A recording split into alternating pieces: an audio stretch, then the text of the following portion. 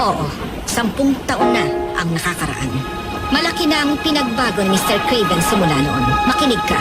Huwag mong aasahang tratuhin ka ng uncle mo bilang pamangkin. At huwag mo ring aasahang makakausap mo siyang malayong mangyari. Nagugutom na ako. Oras na para kumain. Mamaya na natin ipagpatuloy ang ating usapan. Wag, Patty, wag kang malikot. Ha? May sinabi ka ba? Sinabi? Wala akong sinabi.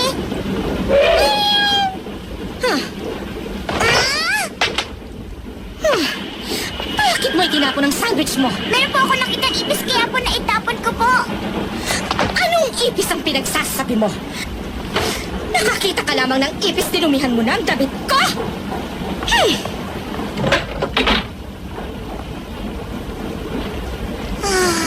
Muntik na akong mahuli. Patty, ba't ka ganyan? Sinabi ko siyang tatahimik ka lang.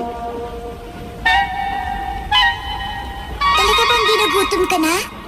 Bilisan mong kumain, babalik agad ang matandang yun.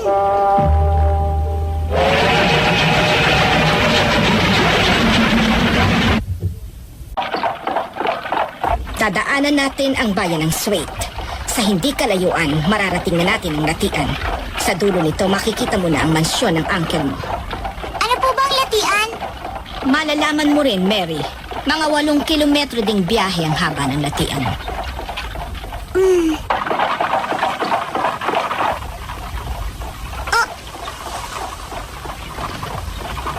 Patty!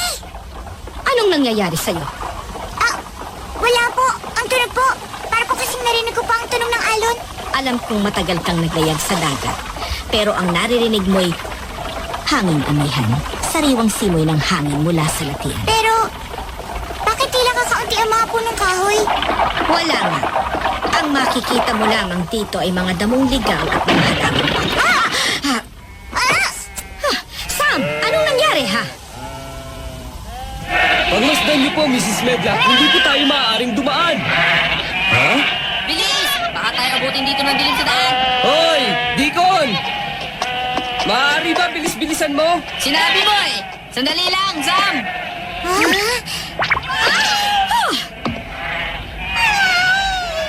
Senyorita Mary, dapat kang mahiya sa iyong sarili. Nagsabi ka sa akin ng kasinungalingan. Hindi niyo ba alam na isang malaking kasalanan na pabayaan ng mga hayop? Dapat mong itapon ang pusang yan. Yan ang kautusan ni Mr. Craven. Hindi ang pag-uutos ng uncle ko. Gusto mo pang palabasin, sinungaling ako? Dapat kang magpasalamat sa uncle mo dahil pinayagan kang tumira sa kanyang mansyon. Katungkulan mong sumunod sa kanyang patakaran. Itapon mo yan! Ano nangyayari?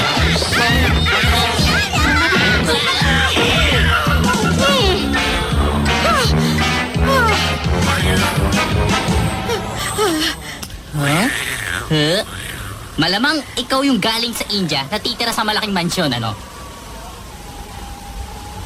Deacon, huwag mong pakawalan ng pusang yan! Sige, hulihin mo! Mew! Mew! Kay ganda naman ng pusa mo. Anong pangalan niya? Ba't ko naman sasabihin sa'yo? At saka isa pa, hindi siya sumusunod sa ibang tao maliban sa akin. Hindi ako naniniwala sa'yo. Mew! Mew! Halika rito. Halika. Mew! Huwag kang pupunta, Patty. Patty, huwag matigas ang ulo mo. Patty. Patty pala ang pangalan mo. Kay ganda pangalan. Oh, Deacon, ibibigay ko na sa'yo ang pusang yan. ano po?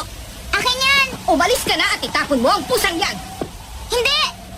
Sa akin ang pusang yan! Ibalik mo siya sa akin! Akin ang pusang Deacon, ko! umalis Akin ka na! Kayo Patty! ang masusunod, Mrs. Medlock. Patty! Ibalik mo siya sa akin! Senyorita Patty! Mary! Patty! Ibalik mo si Patty sa akin! Patty! Ibalik mo sa akin! Patty! Ibalik mo siya sa akin! Aring mo na! Ayun na!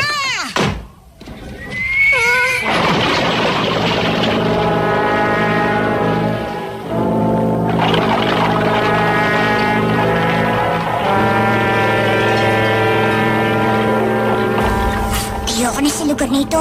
Galit ako sa Mrs. Medlock na ito. Lalo kung kinasusok naman ng Dico na yun. Ayoko na sa mansyon ito.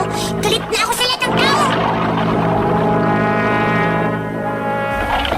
Narito na kilometro pa ang mansyon buhat dito.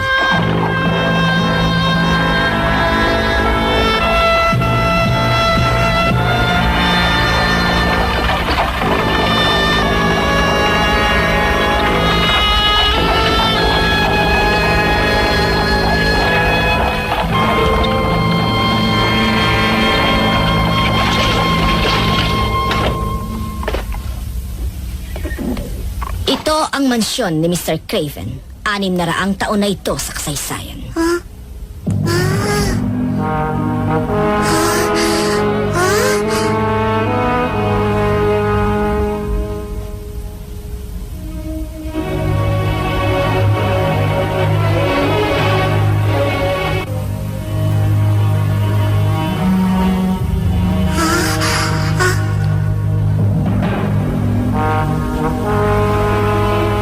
Dali na ang senyorita sa kanyang silid.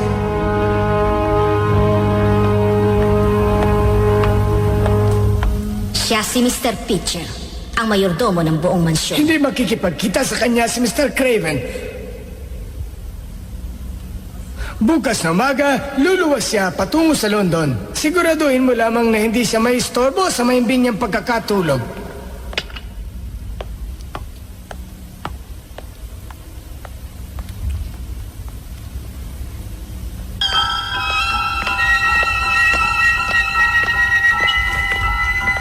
Dito ang iyong silid-tulugan. Huwag kang sisilip sa alinmang silid dito sa mansyon. Tulad ng sinabi ko na sa'yo. Naintindihan mo ba ang sinabi ko? Magandang gabi.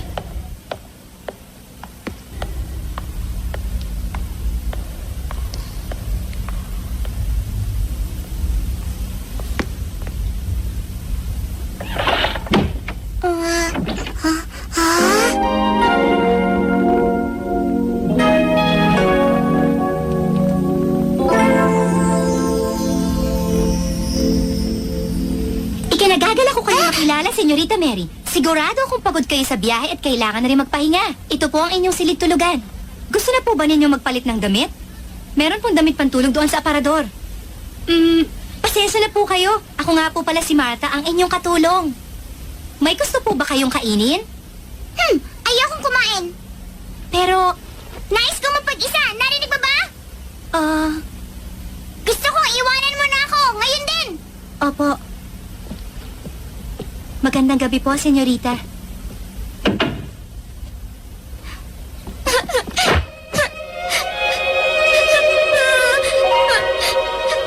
Mommy! Daddy! Buddy!